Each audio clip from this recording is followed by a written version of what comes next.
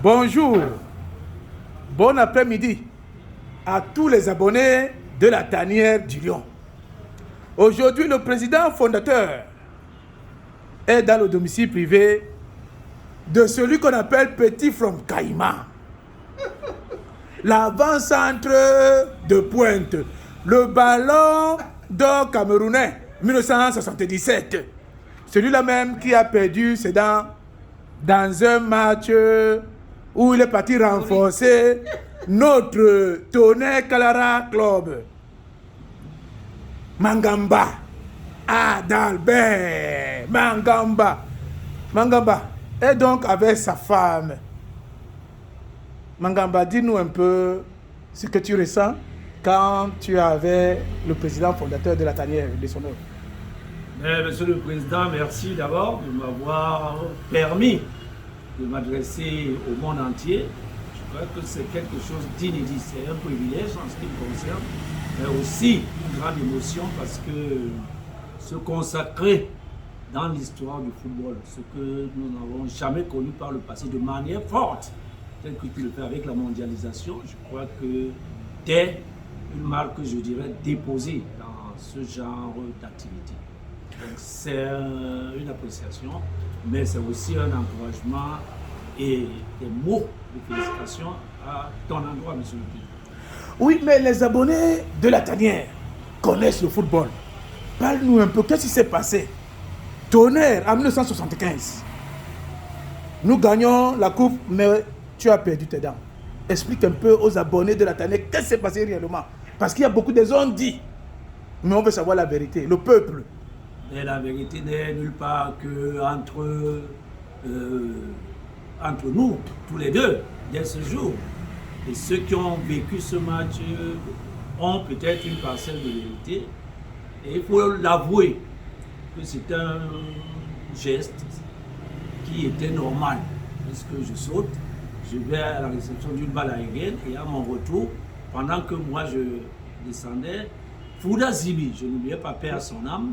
Donc c'est mon propre coéquipier, c'est mon propre ami, c'est mon propre joueur qui me fait mal. Donc je crois que ça n'a rien à voir avec une quelconque attaque d'un adversaire. Non, c'était entre nous. Mais comme nous étions préoccupés, plus préoccupés par la victoire, parce que c'était la toute première édition. En 1975 75. Donc c'était inédit. Il fallait remporter, c'est que tout le pays, tout le gouvernement, tous ceux qui étaient autour du ballon rond voulaient absolument, comme hier, avec Maurice, gagner cette coupe de vainqueur. C'était la toute première édition. Il fallait la remporter. Donc la motivation était au summum. Il n'y avait pas, même cette blessure ne représentait pas grand-chose quand tu défends les couleurs dans le pays. Parce qu'il fallait remporter cette première édition. J'ai eu mal, j'ai souffert, mais hélas, j'étais tout heureux parce que nous l'avons remporté. À Abidjan, 1-0, signé mon cousin Rodès, son excellence. Et ici, my retour, c'était une formalité. Je marque le premier but également et je sors après. Donc je crois que tout était bonheur jusqu'à ce jour. Oui, il y a l'entraîneur yougoslave qui t'a surnommé Petit from Caïman. Ce sont des anecdotes qu'on ne peut pas oublier. Parce que pour qu'un entraîneur qui n'est pas camerounais te surnomme, te donne un nom, un petit nom, le petit nom qu'on aime dans la tanière. Petit from Caïman. Nous, dans le Caïman, on t'appelle Pavier. Mais l'entraîneur a dit Petit from Caïman. Est-ce que tu peux nous raconter l'anecdote de ce nom? Petit from Caïman parce que en fait, c'était facile pour lui. Et Petit from Caïman parce que effectivement, j'étais le plus jeune et je dirais le plus petit. J'ai pas cette corpulence. Celle-ci, je ne l'avais pas hier quand je commençais à jouer. Donc j'étais tout petit. Voilà pourquoi, et je crois que les docteurs Gallet et autres, nos frères aînés le savent, c'est Petit from Caïman. Quand le docteur Gallet me voit, il m'appelle Petit from Caïman parce que justement, c'était mon nom dans la tanière à cette époque. C'était le petit from Caïman. J'étais tout petit. Et voilà comment ce nom est resté, ce briquet est resté Petit from Caïman. Et je me souviens, lors d'un match contre le Brésil de ce côté, Vasco de Gama. Vasco de Gama, Oui.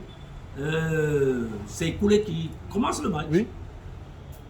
coulé mon ami, mon frère qui commence le match. Et à la mi-temps, il était énervé, il était tellement énervé qu'il ne voulait même pas qu'on touche à une bouteille d'eau. Parce que nous voyons jouer, c'est-à-dire que nous avons tout pour pouvoir gagner ce match. Et tout de suite, il m'appelle Petit Franck Caïma. Il me cherche, je suis dans les... Il dit bon, Petit Franck Caïma, tu remplaces Écoulé. Voilà donc comment. Et c'est mon premier but dans ma carrière dans les Lions. Vous avez bien suivi, ça se discute souvent dans la tanière, pour ce but contre Vasco de Gama. Dès que Mangamba est entré, il a fait. Qu'est-ce que Mangamba sait faire? C'est de marquer les buts. Alors, Mangamba, pour une dernière question. Il arrive, les gens se rappellent de la finale de la Coupe du Cameroun. Je me rappelle plus de l'année, c'était contre le Canon Sportif de Yaoundé. Et nous avons dans les buts le meilleur gardien du monde qui s'appelle Thomas Nkono. Et on avait le meilleur libéraux d'Afrique qui s'appelle Doumbelea François. Dites-nous un peu comment ça s'est passé. Parce qu'on nous dit que tu as fait danser la défense de Mekok Mingonda. Mais le président François, c'est beaucoup d'anecdotes. En un match, c'est beaucoup d'anecdotes. Et je ne sais pas pourquoi tu as ciblé ce match-là. Bon, je sais, je comprends. Parce qu'effectivement, il y a plein d'anecdotes dans ce match. Déjà, tu as cité Doumbelea, je commence par lui. Datou. Datio. Parce qu'en fait, il n'avait pas joué ce match. Parce que nous sommes des frères, on nous a vus. Voilà, les supporters du Canon. Et Doumbelea, 2 ou 3 jours avant, et quand il se retrouve à Yaoundé, niet, il ne joue pas parce qu'on l'a vu avec les jeux du Canon. Certainement, ça a causé dans le sens d'une défaite du Canon. Et voilà, donc, première anecdote. Et heureusement qu'il y avait à la tête du Canon à cette époque un monsieur qui était football, qui maîtrisait le football, paix à son âme, le président Congo. Et qui m'appelait aussi mon petit parce que au lycée Josse, j'étais chez lui à midi, le soir, donc bref. Voilà la première anecdote. Donc Doumbelea, c'est le président Congo qui dit non, Doumbelea ne peut pas vendre un match pareil. Et puis il a vendu à combien? Face à qui? C'est Mangamba, c'est mon fils qui lui donne l'argent pour un autre fils. Donc voilà, c'était la rigolade. Et finalement, Doumbelea a joué. Toujours sur Doumbelea, c'est lui qui sort ce ballon-là. Qui pour moi, je ne regardais plus les buts. Puisque tu as coupé le meilleur gardien du monde, Thomas Nkono. Oui, bon, tu suis sur toi. Bien sûr, parce que c'est le meilleur gardien du monde. C'est pas tout le monde, hein, combien de joueurs ont déjà fait ça? Oui, c'était le plus grand.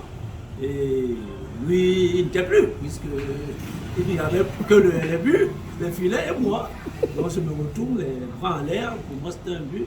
Bon, Datou, Cotirote, couper ce qu'il pouvait couper, mais s'il y avait ce qu'on appelle VAR aujourd'hui, il n'y aurait pas eu de discussion. Donc voilà autant d'anecdotes. Et effectivement, c'était en 77, Théo, dans son âme également, Docteur, était remplaçant, et il rentre. Et bon, entre nous, conditions, on s'échangeait, on s'engueulait un peu, mais dans le bon sens du terme. Et c'est lui, en tant que remplaçant, qui nous marque ce but-là. Mais c'est beaucoup de plaisir, au-delà des anecdotes, parce que c'était une très belle génération. Nous n'en souffrions pas, il fallait aller à Bafoussam, retrouver Tchego Serge, il fallait aller à Bafan, retrouver tel autre, les durs. Les durs. Donc voilà un peu une carrière qui était riche en péripéties, une génération qui était hautement riche aussi en personnalité, en icône du football. Donc, je crois que c'est une histoire, elle est passée. Je prie Dieu que nous puissions également avoir une autre génération comme celle-là. Et vous constatez vous-même qu'elle nous manque, elle commence à nous manquer aujourd'hui. La belle génération. Vous savez, les abonnés de la tanière, n'est-ce pas, on peut faire des heures et des heures. Mais on va rechuter encore à une question. Mangamba Daber. Petit nom. Petit from Caïman. Petit nom. Pas vieil. Ce monsieur, on l'appelle aussi dans la tanière le mannequin. Parce que d'autres disent que tu as un style nonchalant. Mais Mangamba Daber, parlons sérieusement, on m'a sifflé. Ton grand ami Bekombo. Il m'a dit, tu es venu dans le Caïman tout mince, tu joues comme stopper. Et on se dit, comment Mangamba peut jouer stopper dans le Caïman de Douala ou dans Coupé? Coupé ou Caïman, je crois dans Coupé. Donc raconte-nous même l'histoire pour que les auditeurs s'édifient proprement. Et avant cela, on nous a dit que tu jouais au lycée Jos comme stopper. Et il y avait notre international, je ne sais pas si c'est Ndjia René qui... Ou... C'était un Bok. Oui, qui jouait aussi. Mais l'anecdote où tu jouais stopper, c'était dans Coupé Football Club de Douala. Tout à fait. Donc tu es venu comme stopper. Comment étant nonchalant? J'ai été recruté comme stopper. Ok, comme stopper. Stopper, oui, dans le Caïman, parce que je joue un match de coupe. Oui. À ce niveau-là, Coupé qui était en ligue contre le Grand Caïman. Oui. Donc je joue stopper et voyant un tout petit qui est là, qui défend, qui se bat bien, le Caïman. Justement, c'était un Caïman de grands joueurs. Les Guadé Gento, les Combo et autres. Il fallait trouver des jeunes pour renforcer le Caïman, qui n'avaient pas encore une grande politique dans ce sens-là. Tingano y était et autres, mais ce n'était pas une politique à la Banaba Joe, parce que le Léopard très vite a pris les Mila et autres pour renforcer cette équipe-là. Donc, nous, c'est petit à petit que ça s'est fait dans le Caïman. Ils sont d'ailleurs les joueurs en face qui ont dit, mais ce petit qui a joué, comment il s'appelle? Il faut prendre la bite où? Ah, on dit, mais il est même à quoi? Il habite en plein à quoi? Il dit, bon, il faut qu'il rentre dans le Caïman. Donc, voilà autant d'anecdotes qui ont fait de moi le stopper du Caïman. Et petit à petit, cette envie de marquer, et je m'habitais énormément, profondément. Et c'est petit à petit que j'ai pris cet envol, milieu de terrain, ensuite attaquant. Où il fallait donc tout faire pour mes amis. Et je crois que je l'ai bien fait à cette époque. Super. Donc pour rechuter la dernière question, parce que le président... Les questions de finissent. Bien sûr. Le président, vous voyez, madame réagit. Voilà. Donc, la toute dernière question, parce que là, c'est un mauvais truc qui s'est passé de Mangamba, n'est-ce pas? Mangamba, je crois que Claude Leroy l'avait dit, Mangamba devait aller à la Coupe d'Afrique dans 1988, et Ndé Marie Chantal, lors d'un tacle, a fait chuter Mangamba. Racontez-nous un peu la vraie histoire, comment ça s'est passé, comment vous êtes senti? Monsieur le Président, j'ai l'impression que toute mon histoire est teintée d'anecdotes. Parce que ça n'est une autre également qui prend son envol là. Effectivement, je devais donc participer à cette Coupe du Monde. Et je crois qu'il n'y avait aucune histoire autour. Il fallait que j'y aille et j'ai fait un match à Yaoundé. Je crois que c'était contre le Tonnerre, l'équipe de Yaoundé. Oui. Et Claude Leroy m'appelle dans son bureau. Oui. Il dit, bon, écoute, petit, assieds-toi. Ton histoire, on l'a raconté. Tu n'étais pas là. Tu es rentré. Oui, il y a 2 ans que je suis là. Bon, écoute, je veux que tu reprennes l'équipe nationale. Il y a un docteur qui dit, moi, vraiment, j'estime que j'ai fait ce que je pouvais faire. Je rentre après mes études et le football, bon, c'est pour m'amuser. Mais rentrer au sein des Lions, c'est un peu trop me demander. J'ai plus cette envie-là. Il dit non, ce que je te vois faire dans les stades de ce pays, que j'adore, les Lions indomptables, le Cameroun, j'adore ce pays-là, je voudrais refaire une grande équipe ici. Donc je souhaite que tu sois là. Voilà pourquoi lui aussi, c'est une sorte de symbole qu'il nous laisse, que je préfère les vieux jeunes que les jeunes vieux. Et voilà pourquoi tout de suite il me dit, voilà la composition de mon attaque, c'est Roger Mila et toi. Vous n'êtes peut-être plus jeunes, mais vous êtes 2 vieux jeunes que je vais mettre à la pointe de l'attaque. Voilà donc comment ça se passe. Et il y avait donc un match à Douala ici, Caïman contre... Racine, Canon de Yaoundé. Non, Canon de Yaoundé, oui. Voilà, j'aime beaucoup Ndé Marie Chantal parce qu'on s'est retrouvés peut-être 20 ans après à Yaoundé. Oui, chez Roger. Voilà, chez Roger lors de son anniversaire. Et on s'est mis à rire. Lui, je crois qu'il avait encore un peu perdu l'image de moi. Et quand on lui dit, mais qui tu ce qui est là. Et non, je ne vois pas. Je dis, mais moi, je te dis, donc, qui est devant toi? C'est celui que tu avais cassé à quelques semaines du départ pour la Coupe du Monde. C'est Enoka qui lui a dit ça. Voilà. Tu dis, mais tiens, c'est toi. Je dis, oui, mais toi, tu avais une profession cassée parce que dans ce match, une autre anecdote, tu as cassé, tu as brisé Mangamba et Kwedi Gaston. Voilà. 2 joueurs dans un match, je crois que ça en était trop. Tu mérites quand même un symbole du briseur des talents. On s'est mis à rire et bon, c'était des souvenirs que nous avons exhumés de cette manière-là. Ça nous a fait plaisir. Et depuis ce temps-là, quand je suis à Yaoundé, on se voit, nous rigolons. Et vraiment, on a terminé cette soirée chez Excellence sans toutefois ne pas revenir à cette anecdote-là.